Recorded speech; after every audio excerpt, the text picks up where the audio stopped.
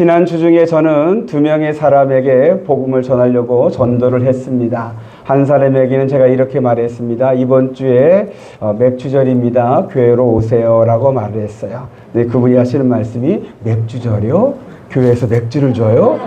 그렇게 반색을 하면서 다시 물었습니다. 그래서 제가 아니요, 맥주절입니다. 보리 맥자에서 보리를 추수하고서 하나님께 감사를 드리는 절기입니다. 근데 오시면 제가 맥주를 준비해서 드리도록 하겠습니다 라고 제가 한번 꼬셔봤습니다. 근데 안 먹겠어요. 오늘 안 오셨어요. 전도 방법을 다시 한번 더 연구해 보도록 해야 될 것 같습니다. 여러분, 오늘은 맥주절로 우리가 지킵니다. 성경에서 보면은 신명기서를 보고 레위기서를 보면은 하나님께서 이스라엘 백성에게 남자는 1년에 3번 하나님께 꼭 보이라고 하신 절기가 있습니다. 이것이 유월절이고 맥주절이고 초막절입니다. 유월절을 지금 우리 기독교는 부활절로 지키고 있고요. 그리고 초막절은 수장절이라 해서 추수감사절로 지키고 있습니다. 그리고 오늘은 우리가 그대로 맥주절로 지키고 있습니다. 오늘 우리가 읽었던 신명기 16장 9절에서 12절의 말씀은 맥주절을 이렇게 지키라는 계명을 우리에게 설명해 주고 있는 말씀입니다. 여러분, 9절의 말씀을 한번 다 같이 보겠습니다. 9절이요. 9절입니다. 시작. 7주를 셀지니 곡식의 낫을 내는 날부터 7주를 세요. 자, 여러분, 맥주절을 언제 지켜야 하는가에 대해서 알려주고 있는 말씀입니다. 7주를 세라 그럽니다. 어디에서부터 7주를 세냐면은 곡식의 낫을 내는 첫날부터 7주를 세라겠습니다. 곡식의 낫을 내는 첫날이 도대체 언제냐? 이 날이 초실절이라 하고, 그리고 다른 말로 여러분이 우리가 잘 알고 있는 유월절이기도 합니다. 그래서 유월절에서부터 7주를 센 날을 이제 맥주절로 지키라고 하나님께서 정해 주셨습니다.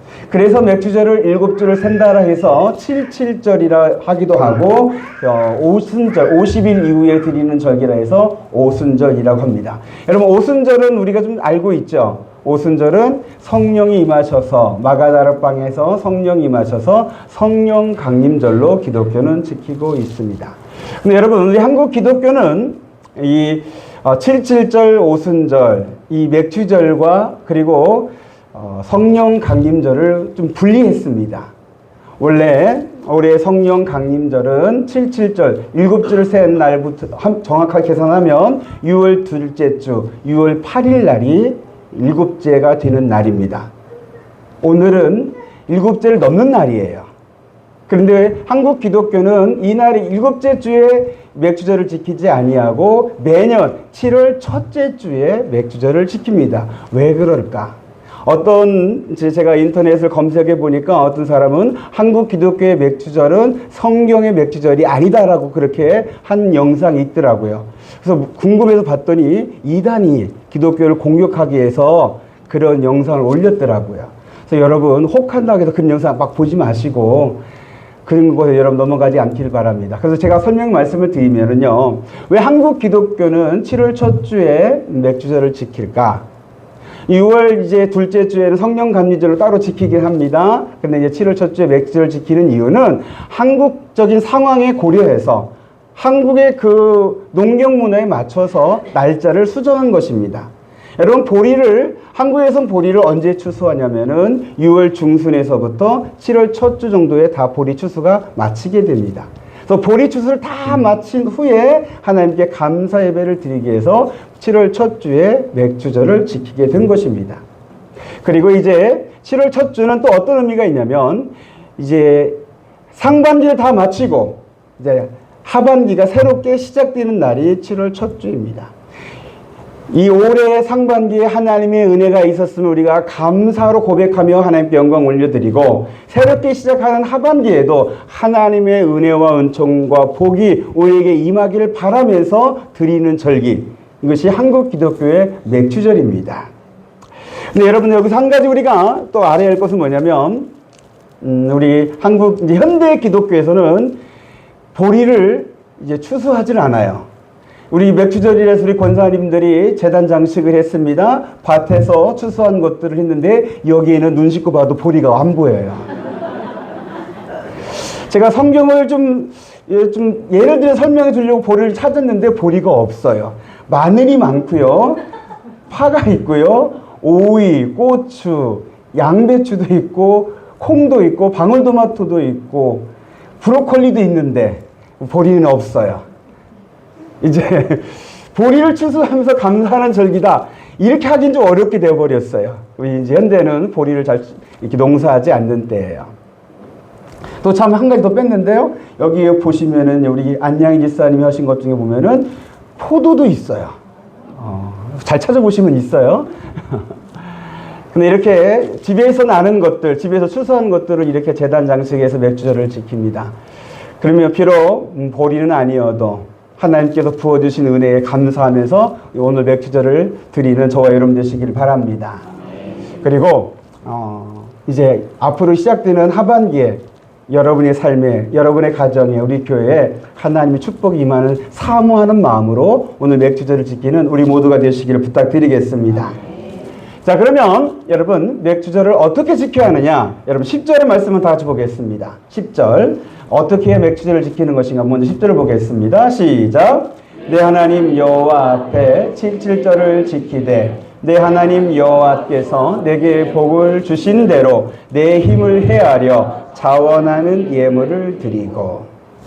맥주절을 지키는데 하나님께서 예물을 드리라라고 말씀하십니다. 그래서 여러분 맥주절을 드릴 때 여러분들이 맥주 감사 헌금을 드리시길 부탁드립니다. 아멘이 좋은 거 보니까 아직 준비를 안 하신 것 같은데 지금이라도 해주시길 부탁드려요. 그런데 여러분 이 맥주 감사 헌금을 드릴 때 두 가지를 여러분들이 기억하셔요. 첫 번째는 뭐냐면은 복을 주신 대로 내 힘을 헤아려. 성경에 하나님께서 내 힘을 다하여 하나님을 사랑하라는 말씀이 있어요. 그 말씀 여러분 있죠? 근데 오늘 여기서 예물을 드릴 때는 힘을 다하여라는 말씀 하지 아니하시고 힘을 헤아려 라고 말씀을 하셨어요. 하나님께서 주신 복에 그 복을 통하여서 힘을 헤아려. 분에 넘치게 하지 말라는 겁니다. 힘이 겹게 하지 말라는 겁니다. 하나님이 주신 복대로 여러분의 가정 형편대로 하시는 얘기예요. 이것도 마음에 안 드세요? 헌금 얘기가 마음에 안 드시는가 보군데요. 오늘은 그래도 헌금 얘기를 할 겁니다. 하나님 예물을 드리라고 했으니까. 여러분들이 헌금 때문에 시험 들지 마시고 이걸 통해서 은혜 받게 되기를 소망합니다. 근데 여러분 여러분들이 헌금을 드릴 때 특히 이 맥주절 오늘 예배를 감사 예물을 드릴 때 하나님이 주신 복에 여러분이 힘을 헤아려서 드려주시길 부탁드립니다. 여러분들이 할 수 있는 만큼 하시면 됩니다. 하나님은 많이 받으시면 기쁘게 받고 적게 드리면 뭐 불평하시고 그런 분이 아니십니다. 하나님이 뭐가 부족해서 여러분이 헌금을 요구하시고 그런 분도 아닙니다. 하나님께서 예물을 드리라는 것에는 또 다른 의미가 있어요. 그건 뒤에 말씀을 드리겠는데요. 자, 먼저 예수님께서는요, 이런 비유를 말씀하셨습니다. 여러분, 과부의 두렙돈도 하나님이 기뻐 받으신다고. 여기서 두렙돈은 지금으로 계산하면 얼마 정도냐면 약 2,000원 정도 됩니다. 제가 왜 2,000원이라고 말씀드리냐면 우리 교회 성도들이 매주 이제 주정 예물을 드리는데 주정 예물의 최소 단위로 드리는 게 2,000원이에요. 1,000원 드리는 분도 안 계셔요. 2,000원은 이제 제일 적은 단위인데 그 적은 단위의 두 렙돈도 하나님이 마음이 담겨져 있는 그 예물을 기뻐 받으시는 거예요. 그래서 여러분 맥주 감사헌금 얼마 드려야 할까? 그렇게 여러분들 고민하지 마시고 이것 때문에 또 부부싸움도 하지 마십시오. 제가 왜 이 이야기를 하냐면 저희 부모님이 교회 헌금 때문에 가끔씩 싸운 적이 있어요. 저희 아버지는 힘에 겹게 힘을 다하여 헌금하려고 하고 심지어는 빚내서도 헌금하려고 하신 분이 저희 아버지셨어요. 그럼 저희 어머니는 그것 때문에 살림은 어머니가 하니까 형편을 생각해야지. 우리 형편이 이게 가장하냐. 이건 내고 우리 뭐 먹고 살느냐 하면서 다투신 적이 여러 번 있었거든요. 저는 여러분의 가정이 하나님께 드리는 예물 때문에 가정이 평화가 깨지고 서로 다투고 이런 모습을 하나님이 원하지 않는다고 저는 믿어요. 하나님은 여러분의 가정이 평안하기를 원하십니다. 예물도 서로 합의하면서 드리시면 좋아요. 남편과 아내가 서로 합의해서 우리 가정이 하나님께 주신 복에 하나님 주신 복이 이 정도니 우리가 이 정도 드리는 게 좋겠다. 서로 합의된 것을 드리시는 게 좋을 줄로 믿습니다. 아직 합의 안 되신 분들은 지금은 살짝 메모를 적으셔서 얼마 드릴까 하고서 의논해 보십시오. 그리고요, 여러분, 이 예물을 드릴 때 두 번째는 뭐냐면 자원하는 예물을 드리라고 합니다. 한번 따라해 주시기 바랍니다. 자원하는 예물.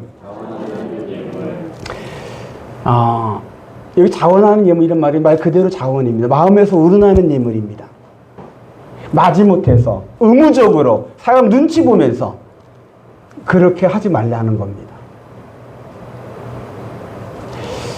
제가 부목사일 때 그때 정말 상황이 저희 부목사 생활비가 뻔한데 헌금 드릴 것이 아무것도 없는 그런 주간도 있었어요. 근데 그때 드릴 형편도 전혀 안 되는데 눈치 때문에 담임 목사님 눈치 보고 또 재정부 보시는 장로님 눈치 보고 성도들 눈치 보면서 어쩔 수 없이 짜내면서 드렸던 그런 경험들이 있어요. 그런 눈치 보면서 어거지로 드릴 헌금 하나님께서 기뻐하실까 생각이 드는 적이 있었거든요. 전 여러분들의 헌금이 그런 사람 눈치 보면서 드리는 게 아니라 하나님의 은혜에 감사함으로 드리는 예물이 되었기를 바랍니다. 근데 여러분, 혹시나 여러분이 나는 올해 하나님께 감사할 것이 별로 없어, 내 사정이 형편이 너무 어렵고 힘들어서 별로 감사할 마음이 없어, 그런 자원하는 마음이 안 생겨, 그러시면은 안 드려도 돼요. 이것도 아멘 안 하시는 거 보니까 이것도 마음에 안 드신가 본데. 여러분, 전 여러분들의 예물이 꼭 여러분들의 마음이, 여러분들의 믿음이, 여러분들의 고백이 담겨있는 예물 되기를 바랍니다. 근데 혹시나 나는 정말 하나님께 감사할 것이 하나도 없다라고 하신 분이 우리 성도들 가운데는 한 분도 안 계셨으면 좋겠어요. 왜 그러냐? 물론 하나님 은혜가 넘치기도 하지만 여러분, 감사는요 믿음의 표현입니다.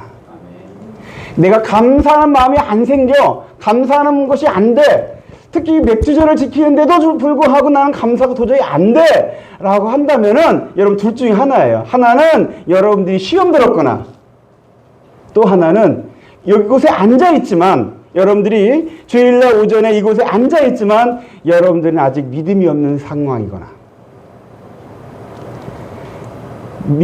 감사는 믿음의 표현이에요.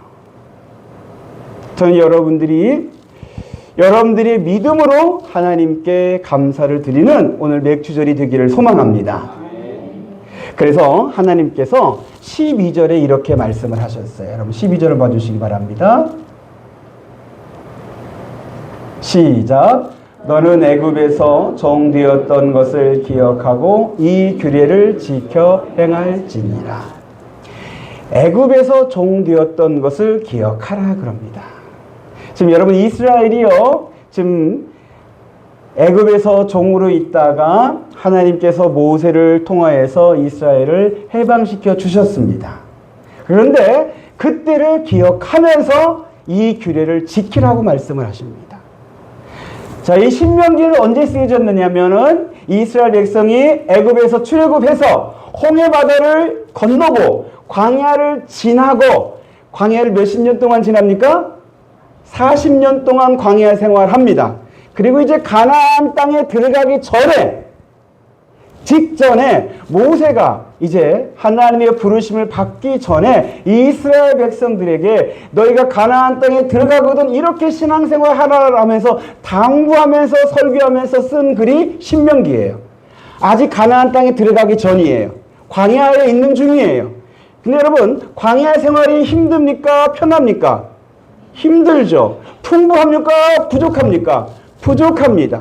먹는 것도 마실 것도 많이 부족하고 위험한 것들도 많습니다. 힘들고 어렵습니다. 하루하루가 하나님의 은혜가 아니면 지날 수 없는 것이 광야 생활입니다. 힘들고 어렵기 때문에 너희가 맥주절 지키는 것을 잊어버리고 하나님께 감사하는 걸 잊어버리는 그거 하지 말고 너희가 애굽에서 종되었던 것을 기억하며 이 규례를 지키라고 말씀합니다. 너희가 애굽에 종되었을 때 그 애굽에서 그 종살이 때문에 얼마나 힘들어서 하나님 우리 좀 살려주세요 그렇게 부르짖었던 그때, 그렇게 간절하게 하나님의 구원의 은혜를 구했던 그 간절했던 그때를 기억하고 우리를 구원해 주신 하나님, 이 광야 생활에서 홍해 바다를 건너게 하시고 날마다 광야 들판에서 만나를 내려주시고 반석에서 물을 내려주시고 불뱀에 물렸을 때에도 녹뱀을 통해서 우리를 낫게 해주시고 낮에는 구름 기둥으로 밤에는 불 기둥으로 우리를 인도해 주신 하나님,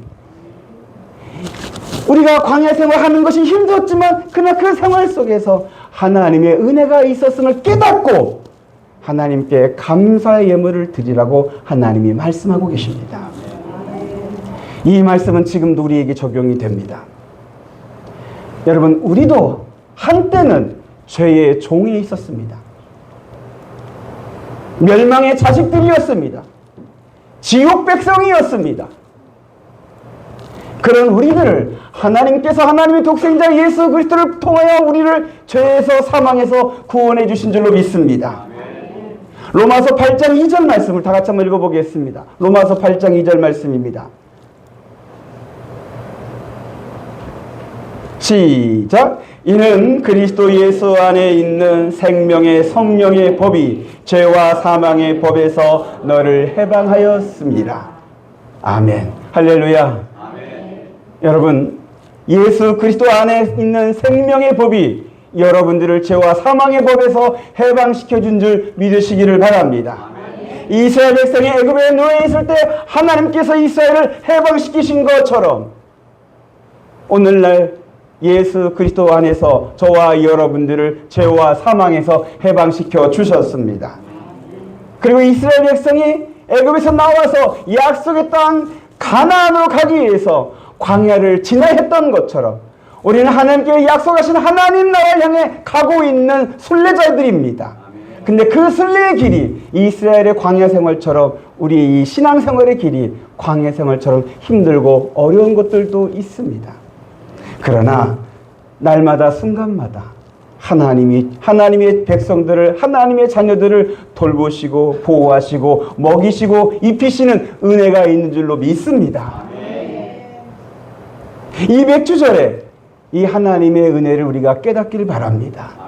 우리의 욕심 때문에 더 안 준다고, 더 편한 거 못 누린다고, 남들보다 더 성공하지 못했다고 원망하고 불평하는 것이 아니라 나 같은 죄인까지도 살려주시고 해방시켜주시고 나를 자녀 삼아주시고 만나를 먹이시며 반석에서 물을 내어주시며 수많은 이유 가운데서 우리를 보호해주신 하나님의 은혜를 깨닫는 귀하고 복된 이 시간이 되기를 간절히 바랍니다. 그리고 우리는 반드시 분명히 확실하게 하나님의 약속이 우리에게 이루어질 것입니다. 그 하나님의 약속은 바로 하나님의 나라 영생의 약속입니다. 요한계시록 21장 4절 말씀에 하나님의 나라에 대한 것이 이런 글이 있습니다. 하나님의 나라는 요한계시록 21장 4절이요. 시작. 모든 눈물을 그 눈에서 닦아주시니 다시는 사망이 없고 애통하는 것이나 곡하는 것이나 아픈 것이 다시 있지 아니하리니 처음 것들이 다시 이르라. 아멘. 여러분, 하나님의 나라에는 사망이 없고 애통하는 것이나 곡하는 것이나 아픈 것이 있지 않대요. 할렐루야. 아멘. 저는 여러분들의 신앙생활이 이 하나님의 나라를 맛보는 누리는 신앙생활 되기를 바랍니다. 그러나 아직 온전한 하나님의 나라를 우리는 누리지 못합니다. 그러나 주님께서 약속해 주신 영생의 하나님의 나라를 언젠가는 하나님이 우리를 이끌어 가실 줄로 믿습니다. 우리를 죄에서 구원해서 영벌에서 구원해서 사망에서 구원해서 하나님의 나라로 영생으로 우리를 들어가게 하실 줄로 믿습니다. 이것을 우리는 소망이라 그럽니다. 이 소망을 주신 하나님께 감사하며 오늘 맥주절을 지키는 우리 모두가 되시기를 바랍니다. 그리고 맥주절을 지키는 것에 대한 또 하나의 말씀이 있습니다. 여러분 11절의 말씀을 보겠습니다. 11절이요. 시작.